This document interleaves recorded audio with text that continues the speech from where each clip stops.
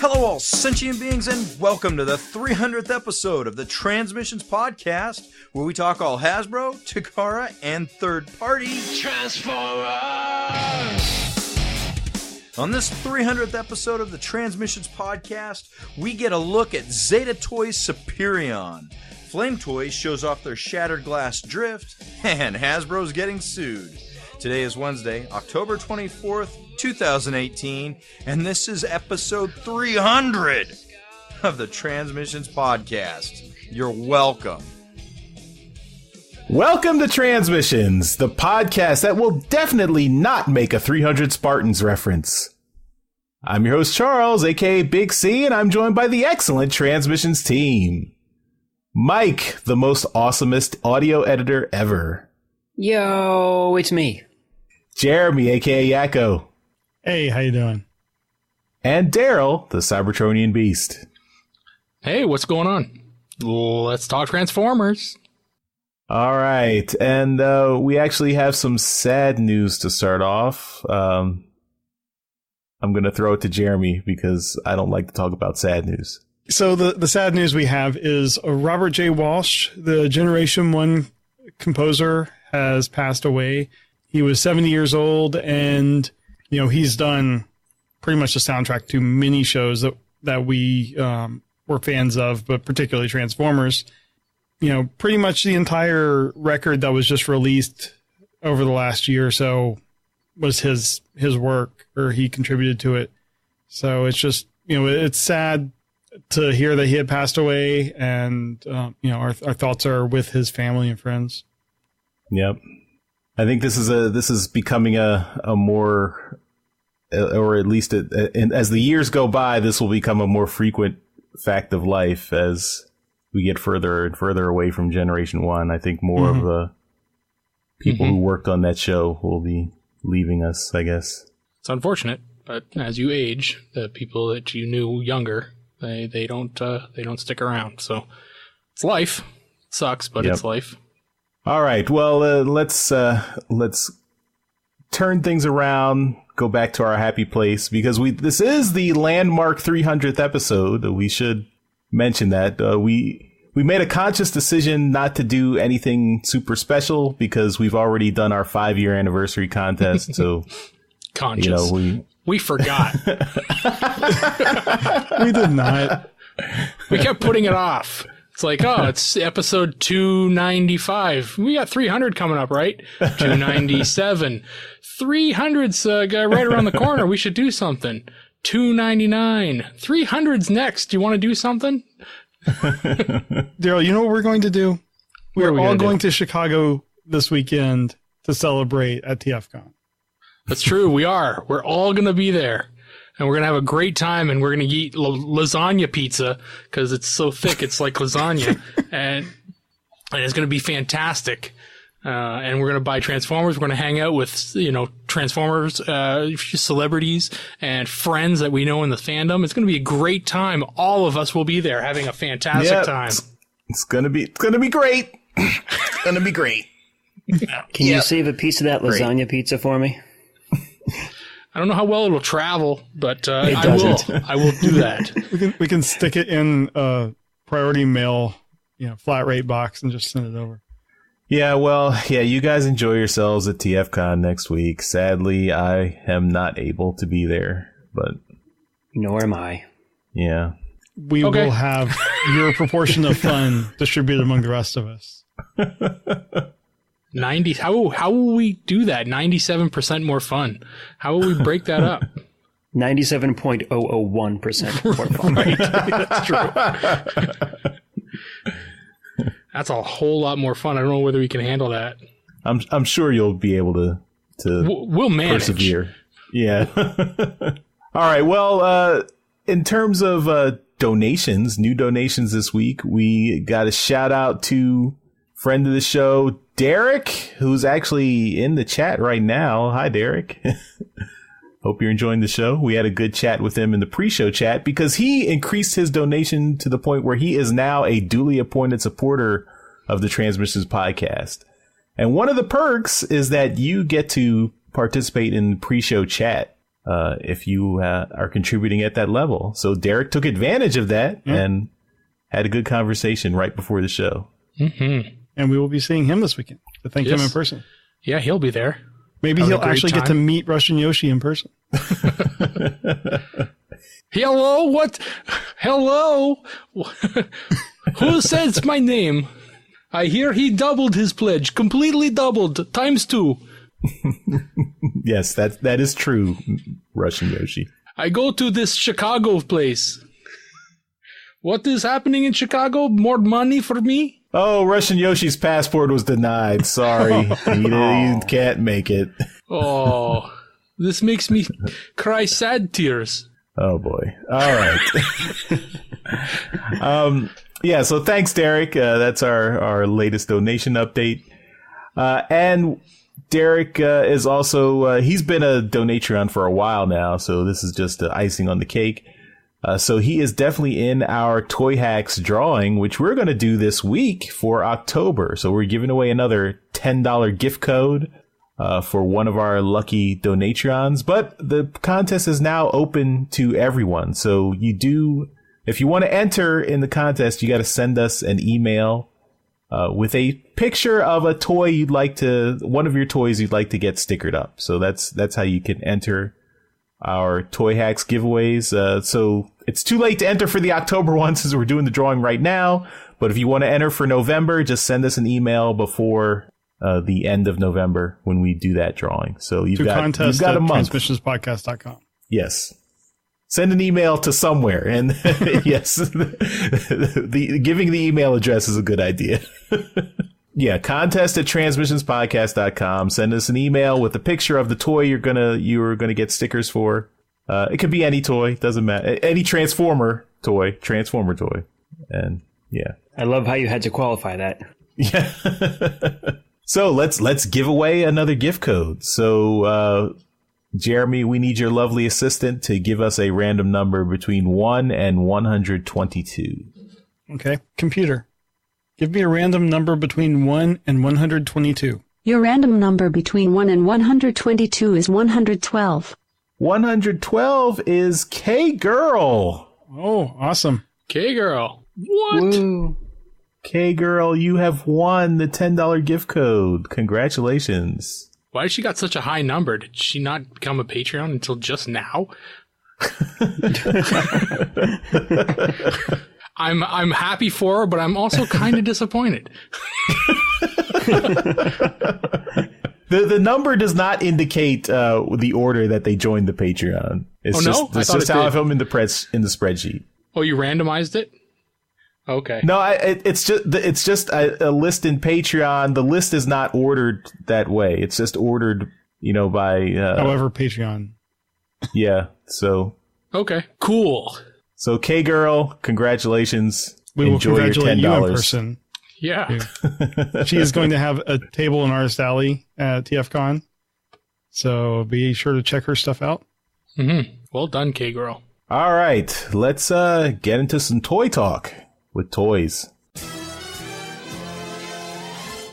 So this week I pulled something out from a couple weeks back. This is Zeta Toys ZB03 Silver Arrow. Yes, I said Z. It's their Silverbolt colored test shot. And this looks really good. This is the third party. I think it's the first figure from their Aerialbot team. Might not be. I haven't been keeping up on the Aerialbots because it seems like there's a lot of them coming out right now. And I really can't remember who's doing what. So I get a look at this guy, and I have to say, I'm really impressed with the G1 accuracy of this Silverbolt. It looks like it's straight out of the cartoon. They've got him, well, I guess he's the third Aerialbot because here he is next to two others. So they've got him next to, I think it's Slingshot and I don't know, the gray and brown or black one. So I don't know the name of that one. Dive Bomb? No, that's the Skydive? Maybe Skydive. Yeah. So anyway, he looks really great. And, Silverbolt here in his alt mode, he looks fantastic really in alt mode there. They should have a picture of the back of him as well. and his plane bits are folded up really nicely to kind of accentuate the profile of his back. I don't know. I really like the way that this thing looks. For some reason, the Aerialbots always, to me, seem like a really fiddly kind of a combiner. I think it just goes back to the G1 figure with the fact that he doesn't stand right, and the legs are always kind of like they're too spindly because of Silverbolt's legs being the combined peg. But this guy looks solid. I don't know. What do you think, Charles? This is does this tickle your G1 bone? I don't know how to answer that. I said it. Yeah, that's what I said. You got a G1 bone. Does it tickle it? This looks really good. I agree with you, Daryl. It looks really nice, really clean. I do like how the plain kibble folds up in the back. That looks really nice. The alternate mode looks really nice too. It's a really good looking figure. I like it. I still really like the Combiner Wars Aerialbots. Those were the ones that I picked up way back. This was like 4 years ago now. But the Combiner Wars Aerialbots, the Hasbro ones I thought were really well done, and for the price point and everything was a really good set. So, third party figures, I know they're going to be, a little bit more expensive, but, depending on what the scale of these guys are, I think these are a good Aerialbot set too. If you're looking for really nice Aerialbots, and you have the money to spare. Mm-hmm. Yeah, the one of the I think is the only comment here on the pictures. Somebody mentions the scale, and Silverbolt is what was the name of this? This was supposed to be a Concorde, I think it was. Yeah. It doesn't. It's kind of a Concorde, but the Concorde was an enormous plane. Yeah, so, yeah. I mean, they're not going to be in scale with each other in alt mode, because then the combiner would look ridiculous. Right. So they're G1 accurate. Yeah, they're G1 accurate. Scale is not a thing here. The Concorde is not going to be, it would be the size of your room kind of thing. The figure would be the size of your car. Don't expect scale on these guys.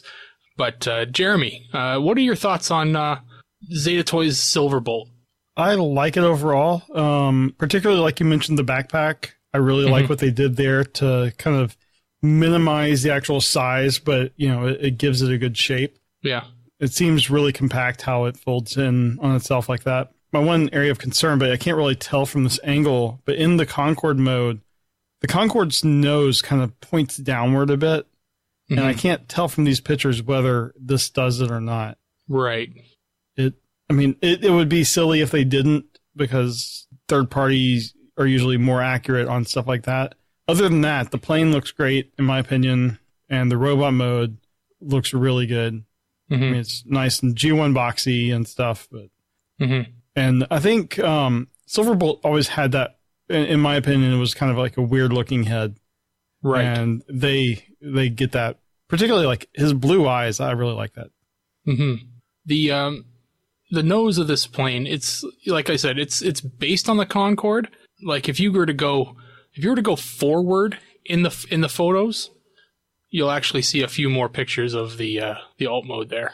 But like I said, it's based on the Concorde. I don't believe it is supposed to be a Concorde, because I don't think like Silverbolt's alt mode was kind of just some kind of made up plane. But like I said, it's based on a Concorde, so right. I don't think his nose was supposed to be pointed down.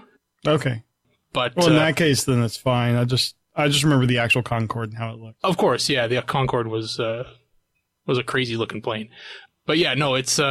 But Mike, what's your take on this? This is another third party figure. This Aerialbot set. You are like me and do tend to buy third party figures fairly regularly. Do you, first of all, have a third-party set of Aerialbots? And second, is this, what's your thought on this one particularly? First question, no, I don't have any of the Aerialbots. The closest thing I have is the Energon set. Okay, yeah, the add-on. Yeah. That Fans Project add-on, the whatever they called it. But yeah, that's the closest thing I have to a third-party Aerialbot stuff. Mm-hmm. And yeah, I mean, I'm loving the look of the alt mode, certainly. I love the jet look. I love the fact that there's windows on it. That's a really kind of neat touch to it. Mm-hmm. Loving the look of the jet. At first glance, though, I mean, it looked like it almost looks like the Combiner Wars figure, like the actual, the Silverbolt torso. It just, mm-hmm. when I saw it at first, I was like, wait a second, that's just the Combiner Wars one. It's clearly not after looking at it for a few minutes, but it's it's a really good set. I don't think that I'd be picking it up. I don't know, I'm just not really in the market for another Combiner set at the moment. Maybe later on, but it looks really good though. Certainly does. If you haven't picked up either what was the company that did it? Toy World, I think. The Uranus set, was that it? Yes. So if you don't have that and you don't have the Combiner Wars set and you're up for buying some Aerialbots, yeah, this certainly looks like a good set. Do we know the scale on this? Is this like Masterpiece scale? I would assume so. Everything coming out right now is Masterpiece scale or pocket scale. Right. Yeah, it looks pretty good. I have no problems with it, and if I was in the market for a Combiner, yeah, this would certainly be something I would be looking at. Cool. Looks like we got a picture of him in combine mode from a convention, and it looks pretty damn good. I don't know whose picture this is and what convention it is. You can definitely share this in the feed and have it in the show notes.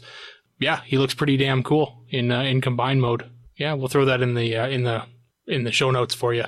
Yeah, but that's all that I brought to the show this week. Jeremy, what's on your topic list for today? It is time for the business report. We have news from several news organizations, but still this is largely rumor. But there's been a press release from Hasbro saying that they are engaged in an ongoing process of transformation involving meaningful organizational changes, which and this is, some of these are said to be difficult. So that is like business speak for they're going to reorg and possibly lay off some people. The rumors are between 50 and 499, which is a very specific number. I'm guessing something is triggered if you do like 500, but this is sad, especially with, all the excitement in the Transformers area around the Siege line and things. But I think, and they're laying in these rumors, they're laying the underperformance of The Last Knight, which the toys, because the movie did so bad, the toys also did bad. Toys R Us going down. Star Wars isn't selling as much. Like the Last Jedi had, being so controversial had an effect on the toys. Just the toy industry itself is, not as strong as it had been in the past. All of that's contributing to these possible layoffs, which, like I said, it's very sad.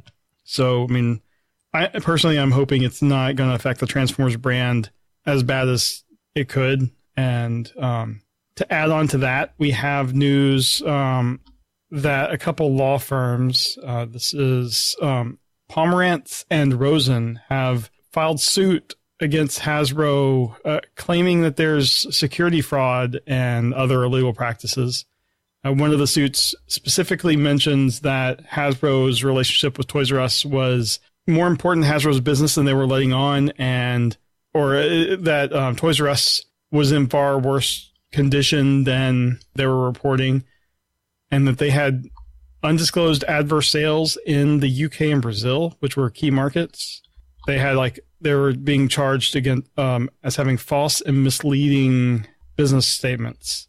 So if this, comes out being true, that is not good for Hasbro on, the stock side, and, the C-level employees would be in danger there. So it is not very good to be up in Hasbro land right now. So, Mike, you actually are in the relative proximity of Hasbro, at least closer than any of us. Have you heard about any of this in the local news and, what's going on? Not in local news, but I can give a little bit more information about it. Okay. One of my coworkers, his wife actually used to work for Hasbro, and I can definitely confirm that layoffs have already started happening. Oh. I want to say something like around 150 people were laid off so far. Unfortunately, the person who did get laid off, she had been there for 16 years or something like that. So it's an unfortunate situation. I mean, I do understand that, businesses need to keep themselves profitable in order to stay afloat.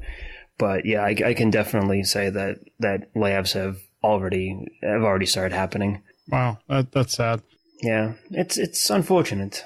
Yeah, I mean, we also did see Mattel in the last year or so laid off a bunch of people too. So it's not just Hasbro, but I'm sure that the Toys R Us thing is going to have ramifications for a while. Oh, certainly. Yeah, no, that's absolutely the case. I mean, Toys R Us, at least here in the U.S. anyway, was the biggest market. It was the biggest retail chain for a dedicated retail chain for something like that. So yeah, there's no way that there's not going to be some kind of far-reaching consequences for this, and we're probably not even going to see all the I hate to say fallout from it, but all of the ramifications of it for maybe years. So yeah, I guess it'll be probably the line after Siege that we start seeing some of the effects. What do we think is going to happen to the Transformers brand at that point? I mean, do we really think that there's going to be any significant scale back of the line or anything? I'm not sure. Daryl, what do you think? It's possible. I think what we really need as a fandom, we really need the Bumblebee movie to be well received and profitable. Mm-hmm. The things that have saved the Transformers line in the past have been the movies. Even shit movies have been profitable. So it finally took them to be non-profitable. Well, I mean, we say that they still were profitable, but they weren't as profitable as they were before. But they were real shit and not as profitable as they could be. So they need the Bumblebee movie to be over and above profitable than they were expecting it to be. So they just needed it to kill at the theaters. Which, I mean, it's not in a great spot to be opening, at Christmas time, but right. It's, they need it to absolutely destroy at the theaters. And yeah, cause that will tell them that, look, we need to make sure that we always have Transformers movies in the theaters every 2 years. And we need to always make sure that we have Transformers toys on the shelves, regardless of where they are, to be bought. Yeah, and I mean, cartoons to be watched. Cyberverse is, we'll talk about it later on alt mode. We've got a couple topics to discuss, but we need to they're going to look at it and make sure that if the Bumblebee movie is successful, then that will push it further. If Bumblebee movie, worst case scenario, sucks, then the entire line will be restructured. Mm-hmm. Right. Well, I mean, if you look at it right now, we have Siege, the War for Cybertron thing, and then we have the Bumblebee movie, and then we have the Studio series, which I guess is kind of in the Bumblebee movie. That's where they're putting the Bumblebee movie figures, right? Yeah, and then you have Cyberverse. Yeah. I would not see in a couple of years, assuming the Bumblebee movie does not do well, I would not see them be able to support 3 lines. No. If anything, we would probably lose the more collector-oriented lines. Mm-hmm. If what we saw during the early 2000s is any indication. Well, you got to remember, Hasbro knows the collector market is out here, and they know that it's almost a guaranteed revenue stream. So they will scale it back. I doubt they will ever get rid of it because it is always going to sell. But we won't have things like the Titan class figures. No, because we've talked about it before. How much can they just continue to have it just go to Ollie's at pennies on the dollar, right? They can't sustain that. Yeah, so that would be gone. But this heavily scaled back collector orientated line, yeah, I can see that for sure. The amount of money that goes into the studio series, I can see that being done away with. Them focusing everything onto mainline Generations style figures. I can see that, and then less lines of it, maybe 3 waves, which is close to what they're doing now, if you haven't noticed. And a couple waves of the cartoon stuff. So it would be scaled back. This is obviously worst case scenario, but you plan for the worst and expect the best kind of thing, right? It's, we really need the Bumblebee movie to be good and make lots and lots of money. That's what we want. Yeah. Because if you want to keep seeing Masterpiece on the shelf, yeah, that'll be one of the first thing that goes. Masterpiece in North America, gone. That's expensive to keep here. Right. Doesn't that just set the entire movie line, or not the movie line, but the expectation for Bumblebee to do really great? Doesn't that just kind of set it up for failure? Because then the next movie will be expected to make even more than that, and expected to push the profit margin even further. Eventually, they're just going to get to the point where I think kind of what happened with the 4th and 5th movies, where it didn't hit their expected goal, not because they were not profitable, but because their expected goal was just too high. They had hit the saturation point. Mm-hmm. But you remember, like, Hasbro's in a funk right now. They're not looking 5, 10, 15 years down the future. They're looking to next quarter. Mm-hmm. And their quarter after that, right? So they need to get to the next quarter, and they need to be profitable for the shareholders for next quarter. That's it. That's all they're looking for. So if the Bumblebee movie gets them to next quarter and makes their stockholders happy, then they'll keep making Bumblebee movies or similar type movies. Or movies with plots and characters. Right.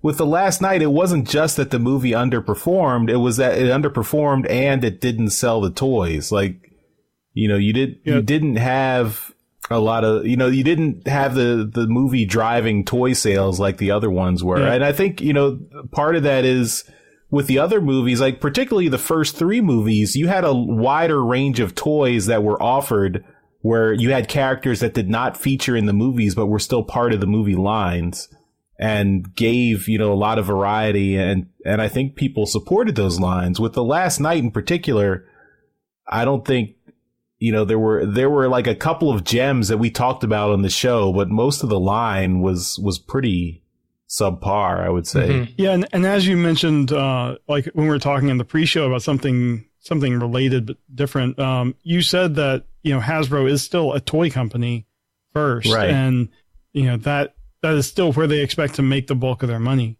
Mm-hmm.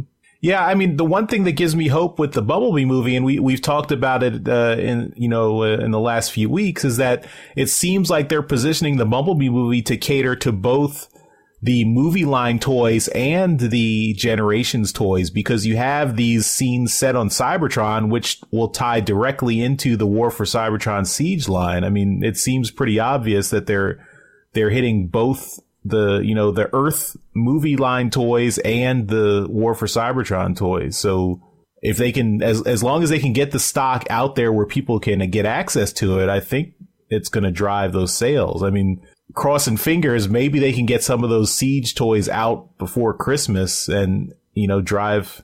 I mean, maybe it's a little bit tight, but, they could get a little bit of a bump, but we'll see, I guess. Yeah. Well, and that is it for the business corner. Mike, what do you have? All right, so we have some, looks like inbox images or package images of the Shattered Glass Drift from Flame Toys. This is the non-transforming figure, so obviously, Charles, you're going to have a lot to say about this. Oh, yeah. So pretty much it's a straight recolor repaint from the Drift figure that they already put out. And yeah, I picked it because I love the look of these figures. Absolutely love it.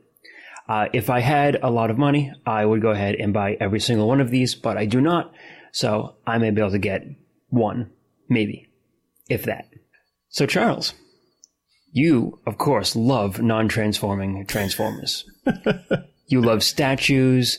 You love Action Masters. Not the actual transforming part, just the Action Master itself. So, of course, you have a lot to say about this.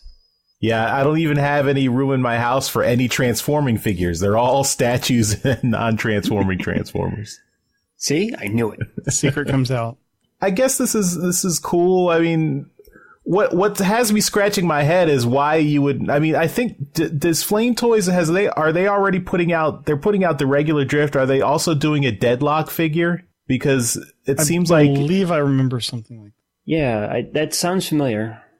It just seems like a Shattered Glass Drift is superfluous when we already have an Evil Drift figure in Deadlock. So is there really a market for yet another Drift recolor?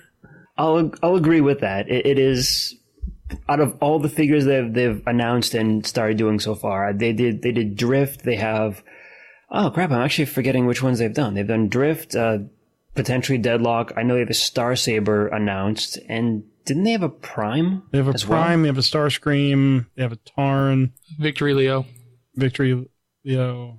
When I search for Flame Toys, only Flame Toys should come up, Chosen Prime. But I do agree with you, Charles. It is a out of all the choices for recolors, a Shattered Glass Drift is probably one of the most obscure choices they could possibly go with. But, I mean, one thing to consider, you have the Autobot logo in this looks like it's molded in. If you already have that, doing a Shattered Glass is an easy recolor because you just have to change the color, not the molding. True. Very true. I guess, yeah. What about you, Daryl? Do you have any non-transforming figures? Well, like you touched on them. I have my Action Masters. I have a few of those. But no, I don't. This one here, I mean, the detail is great. I don't have any love for Shattered Glass. It's a nice paint scheme. I don't really particularly care for the BotCon stories, so it's a pass for me. What about you, Jeremy? I know you had just mentioned a couple things on it already. Any interest in or I should say, any interest in picking up anything from Flame Toys? Well, I've already mentioned I do have some interest in some of their other figures, and it's on my short list of things to look for at TFCon. Particularly their Tarn, their IDW Optimus Prime. I think their Megatron looks pretty amazing. So I'm just not sure what they cost, so it has to be reasonable. But I want to get at least one of these because it being a model kit interests me, and I'd like to just kind of see how it works. Being a model kit and also being articulated, how that all works and how I can screw it up. The out of all the figures that Flame Toys has put out, the Star Saber I think interests me the most. That's the one I'm kind of putting my money aside for. Well, then you'd have to get the Victory Leo. Well, yeah, of course. Of course. Yeah. Of course. Wait, is this actually one of the model kits, or is this an actual just a figure? It's a figure. I think this is a straight up figure. Okay, yeah, 'cause I was noticing this guy has LED pieces on there, so yeah, I'm more interested in the model kits. You have to wire up the LEDs yourself. It's part of the challenge. It's too bad Radio Shack is no more. It's okay. We have access to an engineer. Actually, Charles, that's not really a point to push people away from this, because a lot of the master grade Gundam kits will actually have like LEDs that you have to wire up and put in there as well. Yeah. Okay. Fair enough. So yeah, I mean, if it was an actual kit, I know it's not, but if it was a kit, then yeah, that'd be like a selling point for a lot of people. Mm-hmm. That's what I got for this week. So, Charles, what did you bring? All right, so we are getting more information about the War for Cybertron Siege line. So now we have packaging pictures of the Micromaster 2-packs that are coming out. So we have 2 Autobot packs and 1 Decepticon pack. So it's the Race Car Patrol, the Airstrike Patrol, and what's the other one? I don't think they named them here. Battle Patrol. There we are. Yeah, so I'm a fan of Micromasters. I'm not a fan of only getting 2 per pack instead of 4. I guess with all the troubles that Hasbro's going through, we're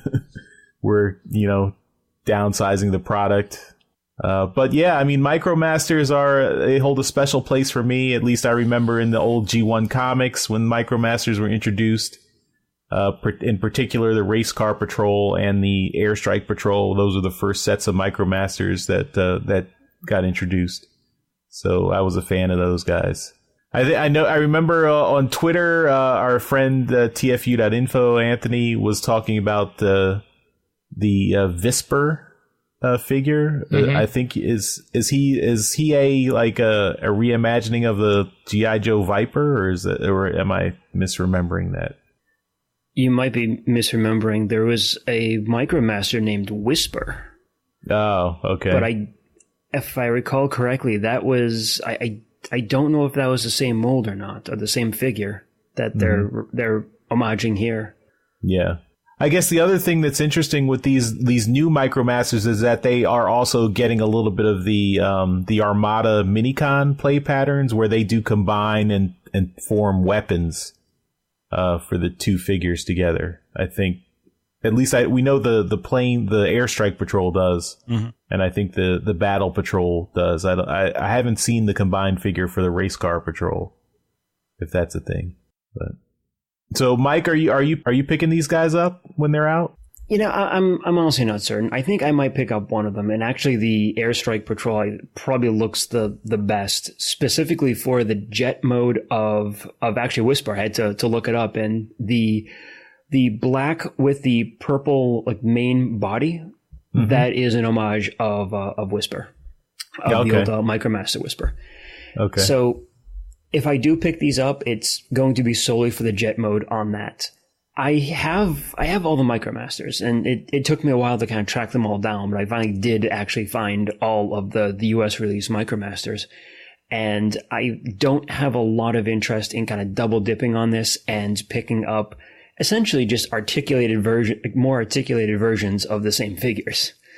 So for most of it, I think it's going to be a pass, but depending on how they reimagine some of these things, I might pick up some, like the Airstrike Patrol. I am kind of digging the look on those guys. And in the Discord chat, Skirt has shown us that the Race Car Patrol does indeed have a combined weapon mode. So, which doesn't look great, but it does exist. That is silly looking. Daryl, what are your thoughts on these MicroMasters? My feelings are very similar to Mike's, actually. I've been collecting a lot of these as original figures, and there really isn't all that much difference in the originals to these new ones. There's a couple of them that I might get. The Laserbeak and Ravage 2-pack that we don't have pictures of here, but are coming. I'll probably pick those up. Those are neat. But other than that, I really don't like the MicroMasters from this line all that much more than the originals. So instead of buying them off the shelf, I'd rather just chase them down from the original G1 line. So yeah, I still need some. I don't have a complete North American line like Mike does, but it's more for me to find still. All right, and Jeremy, any love for the MicroMasters? I have all the love for the MicroMasters. I think these are all great. I mentioned before about the Air Patrol, how I'm in on them solely because they will probably hold together better than the Armada Star Saber, which is what they're homaging. So that's awesome. And I loved, I had a handful of MicroMasters as a kid, and I loved them, and I'm all in on these. I wish that they would, in a later wave, introduce some of the small little bases that can connect.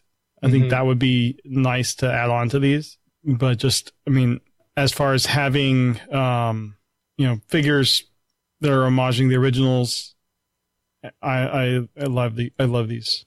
All right, well, that's my toy topic. So let's move on and get into some rapid fire toys. Absolutely, positively, definitely. Nobody can get the job done faster than I can. Nobody. All right, so we've got an October update from Toy Hacks, and it's not much, so it should go by fast. So they've gone ahead and done a really cool set for Combiner Wars Blast Off. This is the Shuttle one, not the Jet one. So if you've got that and you want a new set that will fit with the existing one, take a look. And it's a pretty nice looking set. Also, we've got a set for the MonsterBot Repugnus. This is also the one that just came out from, I guess was it a convention exclusive? I don't know how, we should be labeling this. It's Power of the Primes, Repugnus, but, you had to order it from Hasbro Toy Shop unless you were able to get it somewhere else. Was it available somewhere else? Amazon? I think it was available on Amazon. Yeah, I think it was an Amazon exclusive. Yeah, Repugnus was on Amazon. So we've got a set for Repugnus as well. Still waiting on a set for Punch Counterpunch. Yeah, that'll finish off those exclusives. For fans of Thunderclash, we've got a Mastermind Creations Colossus. I don't know how they're pronouncing this name, but whatever. It's Thunderclash. It's their the remold of Tarn that they did to homage into Thunderclash, and they got a really cool ass set for him, and it does nice things for that figure. And lastly, we've got a figure, a new set for Studio Series Blackout, and that's the new big ass helicopter, adding some much needed detail to that figure because it was very gray, and bringing out some detail on that thing, adding some military logos and whatnot. So yeah, nice quick update from Toy Hacks, giving us our October update. All right, lots of stuff for K-Girl to spend her $10 gift code on. All right, so that'll do it for toys. So let's move on to some trips to the store. This is where we show off all the awesome Transformers stuff we got this week. We do this as a video that you will be able to see on YouTube in beautiful high definition. But we will also have the audio right here in the show so you can listen to us describe our new products in beautiful, loving detail. So without further ado, trips to the store. All right, let's talk about the stuff we got this week. And I'm going to start off, so I'm going to go first, because I don't have that much stuff. I do want to show one little thing that is not Transformers related. I got a new phone. I got a Google Pixel 3 XL. Yes, it's got a huge giant notch. I don't care. I still like it. And cool, yeah. This would have been great at TFCon to take pictures and video. Fortunately, I won't be there. Now, I did get some Transformer stuff. Optimus Prime number 24, which I just mentioned, we're going to review this week. So I got the regular cover. And finally, my Target got the Transformers trading cards. And I have a bunch. I just wanted to show some of the character cards I got.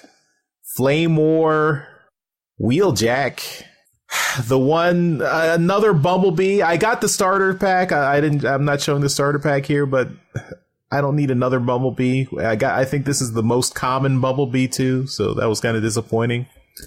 But I did get a Deadlock. That's cool. That's Wheeljack. Oh no, that's Wheeljack. Sorry. I got a Deadlock. So that's cool.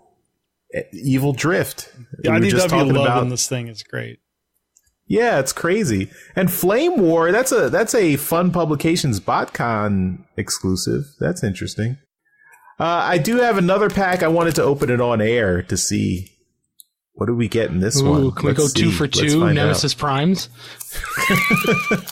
Doubtful. It's probably going to be another Bumblebee. That'll be my luck. Taking bets on Bumblebee. I'm going to say an Insecticon or a Dinobot. I'm going to go with a Slug. All right. Let's see. Megatron. Ooh, look Living at you. Weapon. That's cool. And he's a tank on the back. Nice. I don't know. Is he common or uncommon? I don't know. Let's. You usually get like one rare of the battle cards here. Nothing really exciting. That's what I got this week. Trading cards. Would have been great to bring these and play the trading card game at TFCon next week. I'll be doing that. Me too. Don't worry, Charles. You can come over to my place. We'll play the game. All right. Jeremy, what do you got? Well, I got, finally, Amazon came through. Punch Counterpunch. Have not had time to open them. So it comes as is in package. I'm excited to get this guy, though. I don't know if we actually seen the box on our show. But it's... Oh. I was going to say, because I showed mine open and, that's playable. That's what I was saying. I don't know if we've seen the box on the show. Yeah, Really nice. Charles must have came unboxed. I know.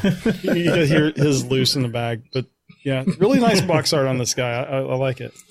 I can't wait to open it. It'll probably be after TFCon. Nope. Oh, look. You bought a box aftermarket. I do want to show off something else that we will be having at TFCon, because we recently got these lanyards for our Donatreons. Those have all been shipped out. And unfortunately, I miscalculated, so I had to make a second order to fulfill it. So we have a bunch extra. This is 40 extra lanyards that we will be having at TFCon. So if you're going and you're not a Donatreon, you might be getting one. Can I have one? Yours is already set aside. Oh, good. That is all I got. All right. Let's go to Mike. I got a couple of figures from, not recent, but the last couple weeks. I don't even remember the last time I was on the show. When was that? That was months ago, wasn't it? At least a week. At least. So I got Sinner Twin. Nice. Found nope, not in stores. I had to order him off of Amazon. Same time that I ordered Punch Counterpunch. And this one is actually in the correct mode, the Counterpunch mode. And the last thing that I will show, we'll see if I can back up enough a little bit to show him. So this is Hunger with all the Dinobot limbs. Oh, interesting. I was surprised at how good he looked in the combined mode for that. And the only reason that it's with Hunger in the center is I've never found a Grimlock. Really? Oh, well. Yeah. There's lots of them around here. Oh, yeah, I'm sure there is. Why don't you get me one? I might be able to do that after TFCon. Oh, well, of course. Of course. You could get it on the way and take advantage of being in the U.S. to ship it for cheap. Could do that You too. could do that. Yeah, I could just put. That'd be awesome. You don't care about the box, right? I can just put the postage right on the Grimlock box. Just a stamp on the figure. That's all you need. Yep, and that's all I got. It's been a really light couple of weeks, so I haven't been picking up a whole lot of stuff. All right, and Daryl, we're going to close it out with you. All right. Well, I do have a comic. Same one that Charles got. This is Optimus Prime 24, the Kazama cover. And this was a pretty cool cover. So after I show it here, it's going in the stack that's going to TFCon. Because Sarah Peter DeRoche will be there, as well as Josh Burcham and Kazama. So now in the stack. I also have some stuff to show, and it's fitting that Editor Mike is on the show because he arranged for me to get these. This is my Punch Counterpunch and my Repugnus. So Mike had to order these for me and then send them to me because shipping from Amazon was going to be a pain in the ass, and I don't think I've actually been able to order these on Amazon.ca yet. But I haven't opened them yet because these boxes are gorgeous. I love them. And I like how the art is it combines. Yeah, so I just need to find the Blastoff, but the Blastoff needs to be opened for my Bruticus, so might need to buy two. Well, I mean, Daryl, when I opened the box is still intact, so Well, you're not Daryl. It's like no. you don't have to destroy the box to get the figure out. See, it's I do. No, I no. It does. It's a beautiful box, and I really like the way these look. I think I know that's. I mean, I like the way that they did the grotesque grotesque and RC. But these ones are better. I think they show the figure better. I like the way that the old box is opened and they displayed everything better, but those were a pain in the ass. You can't show them like that. Well, yeah. And with these, I mean, you still get to see everything, even the Titan Master. Exactly. So I really like the way that these look. These are really awesome. It's kind of reminds me of the old, Encore releases from Takara that were kind of like the books that opened up. Exactly. So yeah, no, I really like these. These boxes are really awesome. I mean, we've looked at a lot of Punch Counterpunch, but this Repugnus is just, it's gorgeous. There's a lot of glare there, so I'll see what I can do. But that's a really nice looking figure. I'm really in awe of the way that they've been able to use essentially the same skeleton for all three of the monster bots. And it really is kind of cool. When I do eventually open this, because I will, it'll be nice to really take a look and see how they really changed it. Well, that's all we got this week. Thanks everyone for watching and listening. All right, we're back from our trips to the store, and let's go on with some convention news. All right, we have some TFCon exclusives for this weekend. The first one is they have announced X-Transbots Crack-Up B1. This is continuing the X-Transbots G2 theme that I believe they had, was it in Toronto this year? This is their first one. Who did the G2 thing last year? Fans Project. Okay. Well, then, this is the X-Transbots first G2, but it's continuing the G2 theme of exclusives. This is a purple and blue, very, very G2 figure. And who was this originally made as, Daryl? This is Breakdown. If you are interested in this, it will be available for $70 at the Toy Dojo booth, at TFCon. And the next one we have, and this one might need some assistance with, it is the R29AM Aero Alpha Asterisk mode from Mastermind Creations. And this is a figure that is an homage to Daigengar, I think is how we decided, Daryl.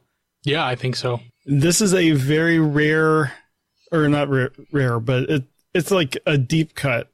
I'm not entirely sure what that is, like series that is from. Daryl, do you have any idea? Well, I think it was determined that this is from Dynamic General Guardian is the series, and Daigengar is a character in that series. Okay. We have no idea what this is supposed to be. This is a lot of help thanks to Gabe, and Quattro, who came to the assistance of us when we were trying to figure this out, and mentioned that it was a homage. And so thanks, guys. It does look neat, and it looks like you actually get some like cloth, his cloak is actual cloth. Mm-hmm. So that looks nice. And this guy's going to run $100 at the MMC booth. So that's cool. That is pretty cool. And then this is really kind of more of alt mode, but since the show comes out on Wednesday and we want to make sure people hear about it, there's going to be a panel on, I believe, is it Saturday or Sunday? I believe Sunday, but check the TFCon schedule. The Autopod Decepticast podcast, our friends there are going to have a panel. It's called Dissecting the 1986 Transformers the Movie 1 Minute at a Time. And they're going to, I'm getting confirmation from Aaron from the podcast that it is Sunday. They're going to be covering some of their favorite moments from the movie. And also, there's going to be some trivia games for prizes. So it looks to be a fun panel. I'm looking forward to it. And then also we have some sad news that Aaron Archer has canceled his appearance at TFCon 2018. So looking forward to the weekend. If you see us, be sure to stop, say hi. I'm not intimidating. Daryl's a little bit, but he's friendly. I promise. I'm not intimidating. So yeah, just make sure to say hi. If you're a Donatron, be looking for an email. We're definitely going to try to go out to dinner or something. So we'll be in touch soon. Apparently, this place makes the city has some good pizza. I think is what they call it. Chicago style pizza is the thing. But then Jeremy also told me about a German bar that has Fräuleins. So, Charles, you should come. You can show us around the German bar. It's a chain. It's still in Daryl. Chicago. It's a chain called Hofbrauhaus. They have very good. We have one of those in Pittsburgh too. They speak English there. They don't speak German. But they do. You would have to show up and speak German. It would get us all the Fräuleins. We need to move on because I have one more thing in convention news. DairyCon has announced their 2019 date. The theme is Apocalypse Cow. It will be April 5th and 6th, 2019 at the Cow Palace in fabulous Fond du Lac County Fairgrounds in Wisconsin here. Pre-registration opens December 1st. So if you're, looking for a fun weekend, join me there. It'll be fun. It'll be amazing. Just a quick little update for the figure you were talking about, the Daigengar figure. Just a quick little kind of research thing I just did on this. Apparently, it's from a Japanese video game series called Super Robot Wars, and it looks like it's an original character from that. Cool. Still, it's a very deep cut. Oh yeah, certainly. It doesn't seem like there's any anime or anything based off of it, but it could have been something that I missed. But yeah, looks like it's from the Super Robot Wars series, one of the characters there. Very cool. That is the end of the convention news segment. Okay, so let's finish up the show with some feedback. And starting off, we have a voicemail from our good friend Mikey from Moonbase 2. Hey guys, I'm out and about today, and I thought I'd send you a little bit of feedback, or rather a feedback question. I am one of those people who is kind of on the extremely tired scale of everything G1. Started with the advent of the third-party masterpiece lines, where it basically took over, and we ended up getting up. I think we've had at least 6 Dinobots now, all in almost exactly the same aesthetic. And then it got worse towards the tail end of Titan's Return. I nearly said Teen Titans there, where we started getting the G1 toy but with joint effect, especially with things like the clones. And eventually it hit me full blast with Power of the Primes, particularly with Dinobots and Predacons, because that's just the G1 toys with extra joints. I was always into the more stylized stuff from sort of the Classics Universe era, and I was really into third party when it was focusing on more original designs or comic book designs or stuff like that. What would you say to me? You are more G1 collectors than I am. Do you feel this is a good time to be a Transformers collector? Do you think that maybe it's being a little exclusionary? What's your thoughts? Keep up the good work, guys. Talk to you soon. All right, it's a very interesting question. I'm a bit of two minds on this personally. I do actually like a lot of the kind of G1 homages. I do think there is some room for being a little bit more flexible, but I also like some of the things I don't like. Just using the Dinobots as an example, I would have gotten rid of the combiner gimmick on the Dinobots in favor of having more articulated or more, more interesting figures. I think the Dinobots, like in particular, their scale is pretty off because you have to have the proportion to turn into the Grimlock is the chest and all the other 4 is limbs, when that doesn't really work for the Dinobots. it's just one example, but I do take Mikey's point that it is, at least for the Generations line, it is pretty much catering to the G1 homage people. But I mean, I think one of the other strengths that Transformers has is that you've currently got 3 separate lines. I mean, we talked about this with this might be going away if the business doesn't go well, but you do have you cater primarily to the movie lines, which are the kind of the newer fans. Cyberverse is for kids, and then the Generations line for your old school fans. But yeah, I guess that doesn't leave a lot of room for other homages like Beast Wars or Armada or anything else. So, Daryl, what are your thoughts? Do you agree with Mikey, or you think he's doesn't know what he's talking about? Well, first off, I'd say to Mikey, shut up, Mikey. Stick to your dinosaur bones and stuff. I don't come over and tell you how to dig up dinosaur bones. No, actually, you're talking to another doctor there, Daryl. It's true. He's only got one. That's yeah. No, I do see it. I can see that the people, the powers that be that are making the toys, they're trying different things, but they are still sticking to the G1 toy line, right? I mean, we just had Headmasters, and we went through the 88 line, right? Which hadn't been done since 88, right? So, I mean, that's impressive, but it's still G1, right? So, yeah, I can see how, like myself, I find myself getting tired of, having an Optimus Prime and a Megatron in every single, iteration that comes out every single year, right? But it's the figure that sells. So, it's up to me to decide whether I want to buy it or not. I usually do, but that's my problem.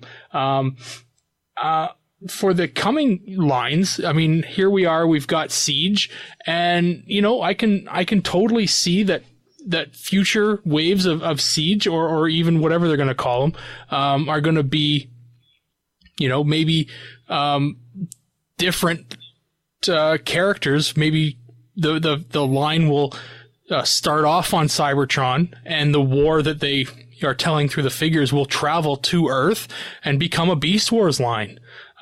Or on its way to Earth becomes the Unicron saga line. They change and become something different there. I see them, using some of those other figures that became popular during those intermediate years in between G1 and animated, that they'll start to sprinkle those in. They tried it a couple of years ago with Generations and some of the Beast Wars characters, and they sold fairly well from what I remember. But I can see them. I don't think they'll ever do a line wide, Beast Wars line. I don't think the fandom's there to support it. As much as a lot of us would like to say that, some of the figures are really cool, and the Transformers from Hasbro are still aimed at kids, right? That's the main audience. Are kids into animals right now? I don't know. I know my daughter isn't really. She wants a hamster. Are you gonna, we could make a hamster Transformer. She'd love it. Not really. So she really digs the 2-headed dragon, Double Cross. Like, she really loves that. Make more of those. My kid will love it. But, yeah, it's strange. They've really got to read the room kind of thing when it comes to what they're going to make. So, like I said earlier in the show, it's they know that we're here as a fandom and that we'll buy mostly everything they put out, but we're not what keeps their company afloat. So, yeah, I mean, I'd like to see it, some stuff, but I've really been enjoying what they've been doing lately. As far as mainline stuff goes, I trust the minds that are doing it. John Warden's been doing a fantastic job, and whatever he's got planned, I'm behind him. On the flip side of that, I'm also going to supplement my collection with third-party stuff just because I can, and Hasbro's not making everything I want. So yeah, it's an interesting time to be a collector, but you as a collector also have lots of choice too. All right, Mike, what are your thoughts? I actually generally agree with Mikey on this one. I think the recent lines have become a little bit too slavish to Gen 1. A little bit like oversimplified transformations, not oversimplified style, but what was it? I think it was back before Combiner Wars came out in the Generations line. The first toy we got that kind of shared this aesthetic was Scoop. And when he came out, I kind of remember like thinking like, hey, this is pretty much like the Gen 1 toy, better articulation, and that's kind of it. And I think that figure became kind of a prototype, kind of a design concept for like the next 3, 4, 5 years, like especially with Combiner Wars, Titans Return, Power of the Primes. It doesn't look the same kind of going into Siege, but yeah, I mean, I'm kind of Gen 1 out a little bit, and I'm kind of ready for something a little bit more, not imaginative, but something a little bit different in terms of its overall aesthetic. When Classics first came out, it was G1 characters, but they were reimagined. It wasn't simply a redesign, or I'm sorry, a rearticulation, if you want to call it that, of Gen 1 figures. They were completely redesigned, reimagined versions of figures that we had before, kind of updated for modern times. And while the aesthetic of the modern stuff is different than that, and there are a lot of things I appreciate about the modern stuff. I appreciate especially a lot of the surface detailing, a lot of the engineering that kind of went into it.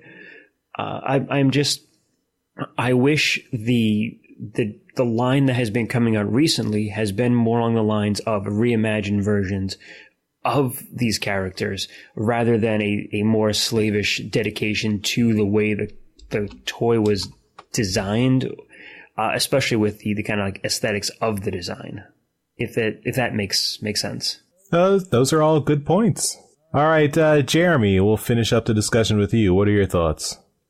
I think the current lines are pretty much an overcorrection. Like, I think the last line we had that was not a direct G1 homage is the Prime line. And even then, you had the characters, which I'm sick of seeing the same characters, but at least Prime had like new characters added in.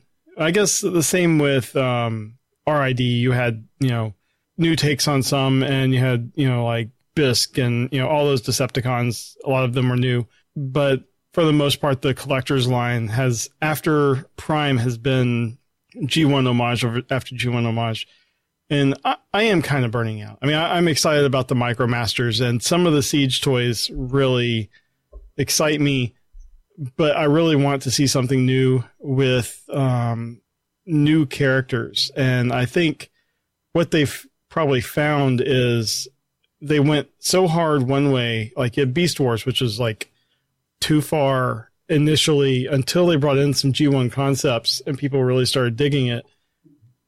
And slowly working its way back, like Armada, you had, the same character names for the most part. Animated was pretty much just a G1 reimagining. And now we are in recreating G1 with this and with the Prime Wars trilogy fiction and everything. So I think we have moved all the way over to the other end. And I think after this War for Cybertron line, they're going to have to move back with more original, like new characters and new concepts. Because how many times can you make the same character? Like we just saw a picture of the Sideswipe that's starting to show up online. How many different ways can you make a Sideswipe before people have bought all they're interested in? So, yeah, I mean... 87. Yeah, okay. Have we hit that many yet? Getting close. Yeah. Yeah, I think that's fair. And yeah, I mean, especially I take the point about how if it's just the G1 design with, elbows and knees, it's difficult to get really excited about that. But I also feel like Hasbro is kind of squeezing their designers and saying, we're not giving you as much resources or money on these designs. So it's kind of backing them into a corner. I don't know. If that story from earlier on about Hasbro's legal problems proves true, then honestly it explains a lot from the last 3 or 4 years of designs. Yeah. You got to play it safe. I mean, they know G1 sells. Right. All right. Well, thanks, Mikey, for that question. I hope we satisfied your answer or answer to your satisfaction and gave you a good discussion there. All right. Last little bit of feedback comes from Twitter. And one of our Donatreons, Robin, goes by Robinus Prime, Robinus 2_ Prime. And he tells us that his swag arrived. So this is the recent stuff we mailed out that Jeremy showed in trips to the store. My swag arrived. Thanks loads. Wife loves the color on the lanyard. In fact, she's asked if I'll wear it and only it tonight in bed. Hashtag Transformers getting me laid since never. Yeah, another service we provide on the Transmissions podcast. Glad we could help there, Robin. You see what your Patreon dollar will get you? Results may vary. We do not guarantee any results. Yeah. Past performance does not equal future. Yeah, so I'm not going to look too deeply into that story, but I think we'll just close the book on this episode of Transmissions. Yeah, it's been a wild ride, 300 episodes. I think we're still going forward. I don't think we're no one's quit the podcast yet, so hopefully we're going to keep going for 300 more. Hashtag road to 600. Yeah. Oh, you forget we're doing 2 shows a week. Road to 1200. Oh man. It's never too early for the March to 600 tag. And Mike, thanks for making a rare appearance. It's always great to have you around. Yeah, it's a pleasure. It's always good to pop in every once in a while, keep my value up, right? Gotta watch out for the resale value, Yeah, I don't think our podcast goes for much on the aftermarket, unfortunately. No, me. Oh, okay. You're much more valuable. Absence does make the heart grow fonder, but you do got to keep reminding people, Mm-hmm. Yeah. Hey, I'm still here. Your appreciation spikes every time you have to take a week off, and Charles and I have to edit the show. All right, everyone. We'll see you next time. Enjoy TFCon. Bye-bye. Bye, everyone. Bye. Later. Hey, everyone. Thanks for listening to this episode of Transmissions. But just because this episode is over doesn't mean the Transformers fun has to stop. Join us and other Transformers fans on our Discord chat server by visiting transmissionspodcast.com/Discord. If you would like to learn more about how you could support the Transmissions Podcast, just visit transmissionspodcast.com/support. Thank you all for listening, and we'll see you again next week. So I was using time.canada. Is that a thing? No. No. Now your recording is going to have maple syrup all over it. It's okay. It's delicious. I just realized my recording defaulted to a stereo. Do you want to stop? We can. No. That's Mike's problem. No. I suppose I'll fix it. Yeah, shut up, DJ Ronan. You don't talk about that when Mike's here. Same as way as all major companies work, right? Boss gets all the emails. Well, we don't have any employees. Charles also has a huge golden parachute when he does decide to screw us over and leave. Yeah, that was not really golden. I'd say at best it's aluminum.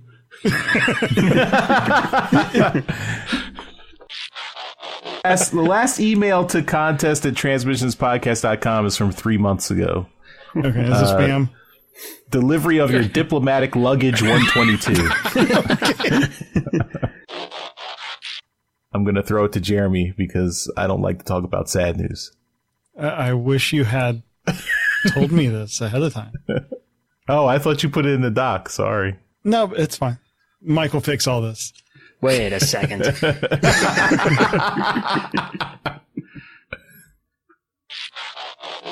All right. Start us off, Daryl. Sorry. I always wait for you to throw it to me, and you never do. And then, or you sometimes do, and then sometimes you don't. I stopped throwing it to you because Mike would edit that part out, so I figured he didn't need me to throw it to you. Well, I never got the memo. I just got bored with I just got bored with the Charles who just keep on saying, "Hey, let's go ahead and do this, Daryl." like you don't know enough to do it. I don't. Clearly, he doesn't. I don't. All right, this is a good outtake. Oh goodness! Sorry. Shut up. Why don't you just start, Daryl? What's going on? God. Going on mute. Going on mute. God, will you guys just stop talking? You guys just. It's almost like this is episode 1. I know. Do it now. Do what? Mute yourself now. I'm getting like a lot of like background hiss. That's from Charles. Yes, Charles. We can never figure out what it is. Are you losing air, Charles? That's how I lose weight. I'm deflating myself all the time. It's a constant fart. You just can't stop. See, no wonder why it takes a while. You're only doing it while you're on camera. Maybe if you just like pulled the plug a little bit, like when you're like sleeping or something, maybe you have an easier time. Oh, but then you won't be able to control how much you lose. So I understand. I understand. You don't want to lose too much all at once. I'll just wake up like an empty blow up doll.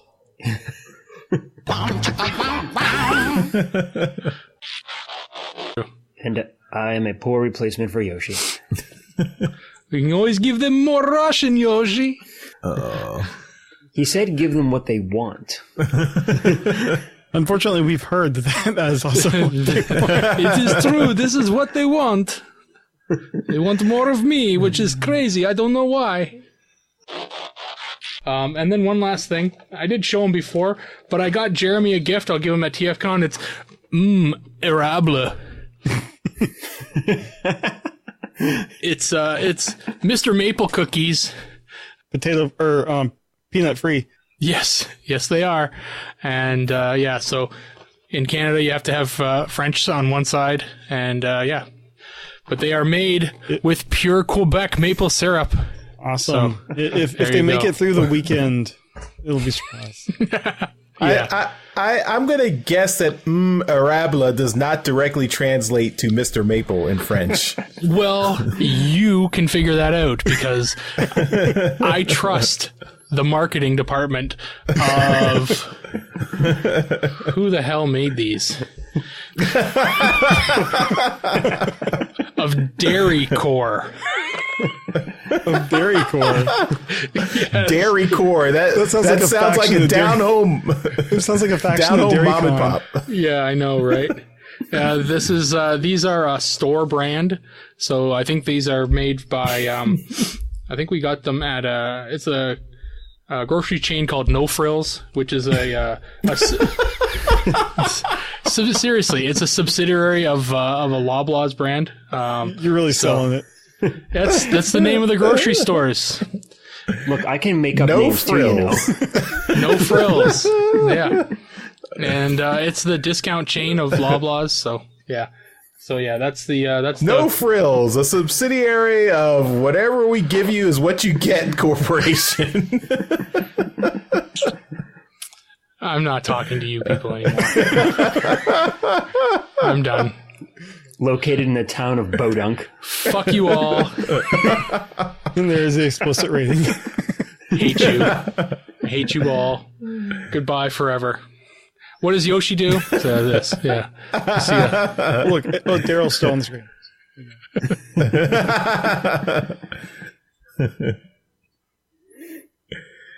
All right. Well, we say goodbye to Daryl. This is episode 300, so we've got some changes for transmissions going forward.